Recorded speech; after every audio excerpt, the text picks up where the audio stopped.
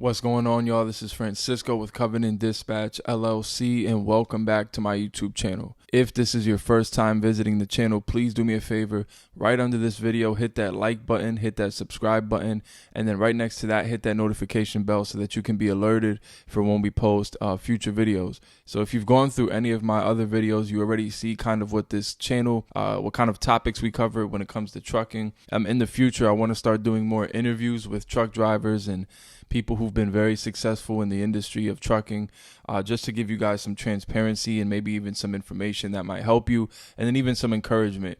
So anyways, besides that, as you can see in the title of this video, I actually wanted to just quickly go over this article that is I've been meaning to do this video for a long time, but an article was put out by FreightWaves talking about the legitimacy of independent freight dispatching and the FMCSA stance on it.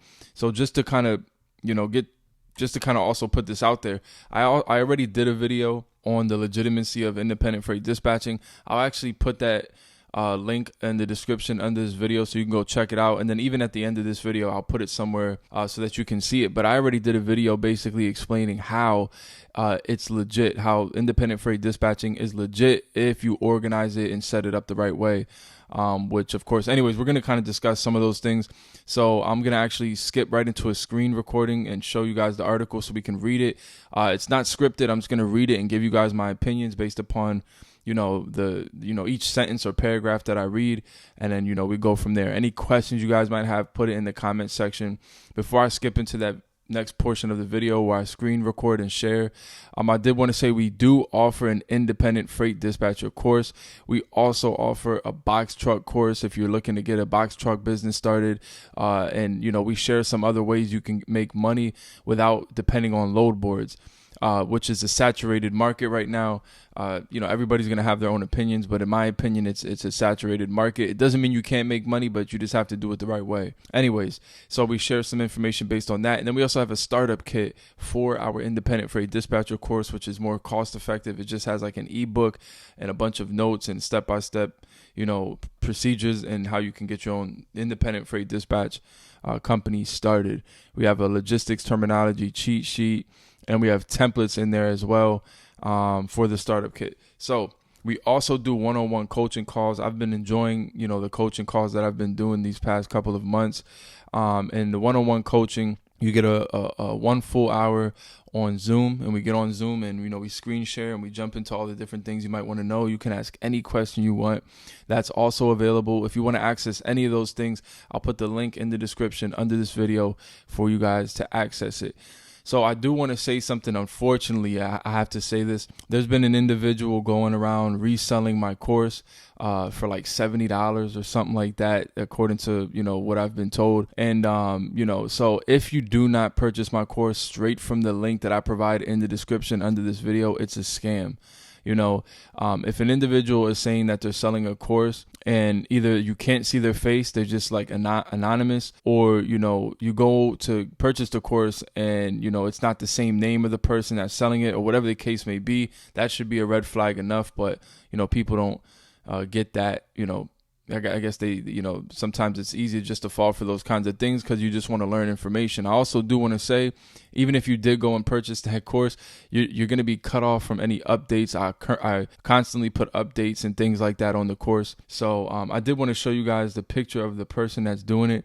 After this video, they might go ahead and switch it, but that's currently the name AC Logistics, or you might show it being said as ANC Logistics.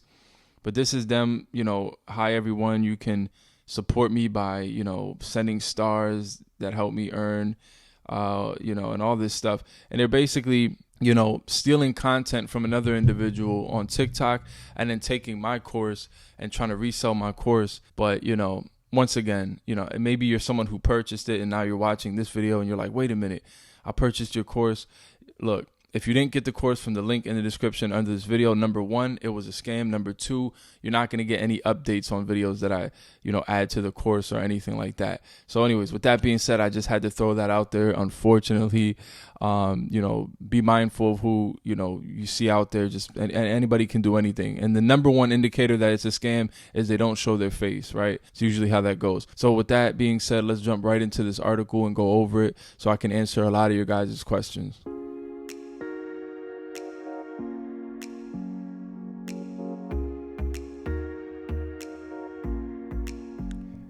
All right, guys, so let's talk about it, right? So here's the article by FreightWaves, which, by the way, FreightWaves is an awesome platform that shares a lot of information and news when it comes to trucking. And so anyways, they released an article. Here's the article right here. It was published in November 15th, so I'm a little late, but hey, whatever. I'm still getting on here and sharing with you guys. So I'm just going to read the article. I'm going to kind of skim by it, share, my opinions on certain things they say, and just give you guys, an overall conclusion based upon what, they say in this article. So it says the FMCSA updates guidelines for brokers, dispatch services. Handling money exchange between carrier shippers does not necessarily require broker authority, agency clarifies, which is 100% true. So let's read it. All right, it says federal regulators have attempted to clarify differences between brokers, bona fide agents, and dispatch services in new interim guidelines issued Tuesday by the FMCSA. So mandated by last year's infrastructure bill, the guidelines are aimed at cracking down on companies that engage in truck brokering but without proper authority from the FMCSA, an issue that brokers claim illegally undercuts their business, which is completely false. Now, let me give you my opinion based upon what I read so far. So first of all, a freight broker is an individual who handles or facilitates freight between a shipper and a carrier, and they must be licensed because they have access to the shipper, which means they're legally allowed to do this, right? They're allowed to negotiate and then facilitate freight as the go-to person between the carrier and the shipper. Let me make this clear, comparison. An independent freight dispatcher is not legally allowed to go directly to the shipper and negotiate and facilitate any freight unless they act as an representative for that particular carrier, which is what they said here, and I'll highlight it where it says bona fide agent. So a bona fide agent, again, I covered this in one of my previous videos. Bona fide agent is anybody that has an ongoing agreement with a carrier or an employee. So in other words, an independent contractor or an employee. So what makes you an ongoing representative for that company is an agreement form, which is kind of what we talk about. And then I have that in my course. And then I also have the template for an agreement form in my course.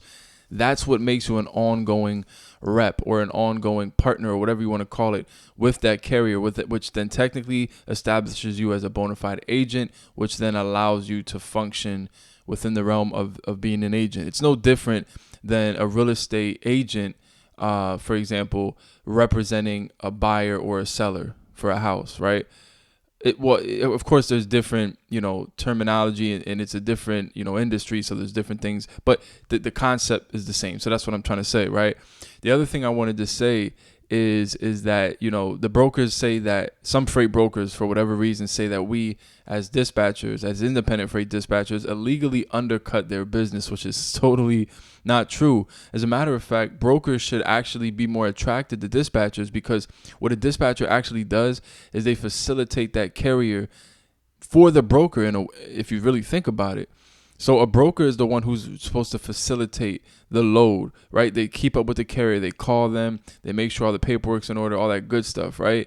And then they have to answer back to the shipper to, give them updates and things like that, like ETAs and, what have you. So when a dispatcher is in the picture instead of a carrier, it's actually more organized, and it's actually, in my opinion, especially for a broker, more, it's more attractive to deal with a dispatcher, because sometimes you might have an owner operator. I'll give you an example. You might have an owner operator who is the owner operator, and he or she also drives their truck, right? So if that owner operator gets a load from you, right? Let's say you're the broker. Well, you have to keep up with that carrier to then answer back to the shipper. But let's say that owner operator is driving the truck. So I've been in that situation sometimes. Sometimes you're driving and you can't pick up and you got a bunch of stuff going on. And so it's hard to get in contact with with the carrier as a broker. So if you have a dispatcher in the picture, it's more easier to facilitate those kinds of things because, of course, some brokers will have a tracking system and have you get a tracking system to make it easier. But it's a lot better, in my opinion, when you have a dispatcher, when you have somebody who's established, that's their position, is they facilitate and organize. And so basically they're doing the job of the broker, right? They're actually alleviating them of some of their duties. I don't see why they think they're undercutting them, because a dispatcher cannot facilitate. Like, a dispatcher can't go to a shipper and say, hey, we'll do this for this amount. And then the shipper's just gonna send them over a load tender, and then they can take that load tender and broker it out to a carrier. They can't do that; it's illegal, right? But anyway, so let's keep reading. While the FMCSA, they should have put acknowledge that dispatch services can help to ensure the motor carrier has a steady stream of shipments. That allows them to focus on moving freight. The way in which dispatch services perform that function can mean the difference between being under FMCSA authority, including the requirement that they have to get a $75,000 bond, surety bond, to protect their motor carrier customers from non-payment or not. So for you guys that don't know, a freight broker has to not only get licensed by the FMCSA to receive their MC number as a freight forwarder, but they also need a surety bond of $75,000. So that's what that means for those of you who might not know. And so what they're saying basically is they're acknowledging the fact that dispatch services can help to ensure the motor carrier has a steady stream of shipments that allows them the carrier to focus on moving freight. But there may be, boundaries. And so they kind of talk about what that is. So to make that distinction, the FMCSA lists 6 factors. This is the key right here. Very simple. And for those of you who may have already read this article and you're like still kind of confused, look, it's very simple. I don't know why we complicate it. It's very simple. To make that distinction, the FMCSA listed 6 factors to help determine if a dispatch service needs broker authority. Such authority is needed if the dispatch service, number 1, interacts or negotiates a shipment of freight directly with the shipper or representative of the shipper. We just talked about that.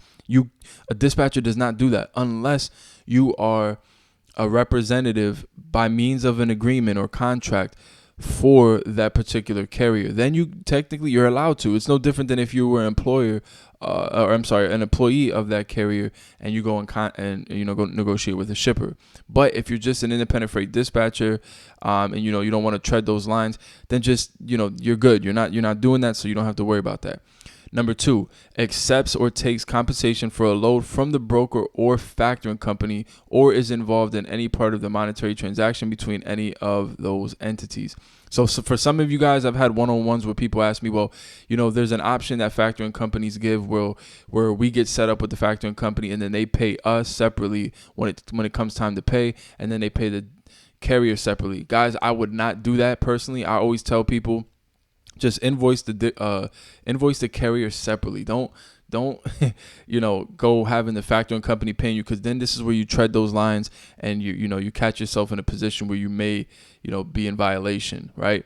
So as long as you don't tread those lines, and then you don't invoice the broker, so you don't have to worry about that. So you're safe from number 2. Now number 3, arranges for a shipment of freight for a motor carrier with which there is no written legal contract with the motor carrier that meets the aforementioned criteria. So what is that? That's an agreement form. The reason why you have to have that is because then technically you'd be operating kind of like as a freelancer. And, that's where they're basically saying you have to have an agreement form or a contract, a binded agreement of some sort. One of the things that I add into my agreement form is a POA, a power of attorney, which gives you the legal authorization to sign broker carrier packets on their behalf and sign rate confirmation sheets and all that good stuff, right? So that's what they're talking about. The next one is accepts a shipment without a trucker carrier, then attempts to find a trucker carrier to move the shipment. So again, that's more like a freelancer. Plus, that's not really smart. If you see a shipment on the load board and you take it, right, and then you're trying to now look for a carrier, it gets real sloppy. And and so there can of course be some gray areas in some of these criteria, but you don't have to worry about that. As a dispatcher, of course, you're gonna have your carriers already established, where you then go look for freight for them. So you guys are already established, and so you're not just like holding hostage shipments, which the broker won't allow you to do that anyways. They'll just move on. Next one is a named party on the shipping contract. Yep, you can't have that as well, because again, you have to be licensed for that, but you don't have to worry about that because neither the shipper or the broker will add you on there as a part of the contract. They'll just, you'll just sign your name on the rate confirmation sheet or the broker carrier packet. Some brokers are already hip, or they already know about the dispatching market or the dispatching industry, so they'll already have a section where you sign as their dispatcher for that particular freight movement or that load, and then they'll send over the carrier an authorization form where they authorize that you are in fact their dispatcher. Now I wanted to real quick before I go to the last one, go back up to this one where it says arranges for a shipment of which there is no written legal contract. Actually, no, I'm not going to go there. I already elaborated on that. All right, let's go to the last one. Is soliciting the open market of carriers for the purposes of transporting a freight movement. That's kind of a vague statement, but in other words, you're not out there soliciting to carriers, and that could be one of the ones where you might kind of depending on how you market your business, where you might want to just be careful. You just want to look. The bottom line is you want to make sure that you are being transparent and honest and saying, listen, we work with freight brokers, and we have access to this particular freight, and we want to connect you guys, and we charge a percentage for the gross amount that you make, and we handle all the back end work as far as anything administrative, right? That's how you just bypass that. All right, now let's keep reading. FMCSA's guidelines clarify that dispatchers operating as an unauthorized broker carry civil penalties of up to $10,000 for each violation. This is why you want to be careful.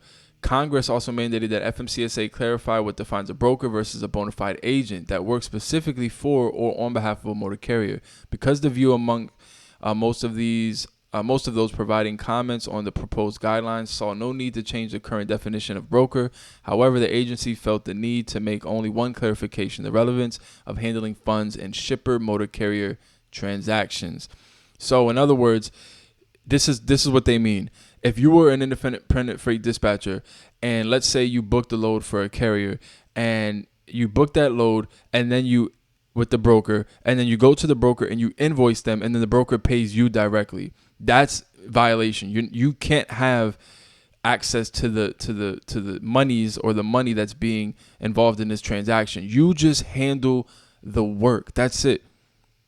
And then you invoice the carrier separately so that you just remain in your own position as just an administrative assistant, so to speak, or rep. That's it. That's all you do. But you don't want to handle the money. This is why you can't accept money straight from a factoring company, which I try to tell some of you guys. But anyways, let's keep moving. For example, the Transportation Intermediaries Association, which represents brokers and third-party logistics, and the Owner-Operators Independent Drivers Association, viewed the handling of money had at least some relevance as whether one is brokering. That's basically what a broker is. However, while handling money exchanged between shippers and carriers is a factor that strongly suggests the need for broker authority, it is not an absolute requirement for one to be considered a broker, the agency stated. As for the definition of a bona fide agent, the FMCSA noted that multiple commenters included TIA, the National Industrial Transportation League, and the Small Business and Transportation Coalition contended that to be considered a bona fide agent, one can represent only one carrier. So this is actually also another argument. So the other argument is, can you handle more than one carrier if you're acting as a bona fide agent? To be completely honest, this is where I believe the FMCSA might overreach on their authority, because they shouldn't be able to. That has nothing to do with them. That has literally nothing to do with them whether or not you handle more than one. That's like telling a real estate agent you can't represent more than one seller or buyer. Says who? Like as long as you're not handling the money, then I get it. But anyway, so let's keep reading. The FMCSA disagrees, stating that representing more than one motor carrier does not necessarily mean one is a broker. Ding, ding, ding, ding, ding. That's it right there. The FMCSA is saying this, stating, I'll read it again and I'll highlight it. The FMCSA disagrees, stating that representing more than one motor carrier does not necessarily mean one is a broker rather than a bona fide agent. In other words, a bona fide agent does not necessarily represent only one carrier. Exactly. But the FMCSA also states any determination will be highly fact-specific and will be entailed determining whether the person or company is engaged in allocation of traffic between motor carriers. In commenting on FMCSA's guidelines, Chris Burrows, TI's vice president in government affairs, said the agency incorporated several of the association's suggestions on dispatch services. This is a positive first step, though. TI believes it should be the first and non-final step as the number of unlawful brokerage activities continues to rise and these illicit dispatch services skirt registration and regulatory requirements. Burrows told FreightWaves, TIA looks forward to continuing to work with the FMCSA on this important issue. The FMCSA emphasized the interim guidelines do not have the force of law and are non-binding. The public has 60 days to comment with possible updated guidance from the agency based on comments received. So in other words, they're trying to figure this thing out, basically. So here's my personal opinion. I'll end with this. My personal opinion is that there will come a time where the FMCSA, which is a federally ran agency, will eventually make or mandate independent freight dispatchers to be licensed. I don't think they're going to make them get insurance because they don't handle the money. So there's really no reason for them to be insured. But they will possibly make sure that they're licensed, so that way there can be some form of order, and then they can collect money because that's what federal agencies do. And so I see that in the future. I'm just giving you as my opinion. However, the main thing that causes the difference between a broker and a dispatcher is the handling of the money between the shipper and the carrier, which you do not do or you should not do. So in other words, if you're a dispatcher and you're worried about the legitimacy of it, as long as you're not handling the money, do not take money from a factoring company. Don't do that. Just invoice the carrier separately, receive your money, and you'll be good to go. And you can represent however many carriers you want, because per the FMCSA, representing more than one carrier does not necessarily mean one is a broker. But again, they're still trying to figure this thing out. And then, of course, you guys can come on this article and write your comments. And you guys, of course, can find these reps and these, presidents and these people that represent these companies and shoot them emails and things like that. So I basically just covered all that. If you guys have any questions or anything like that, or if you disagreed or agreed or whatever the case may be, please put it in the comments section. Once again, subscribe, hit that notification bell, and I'll see you guys in the next video.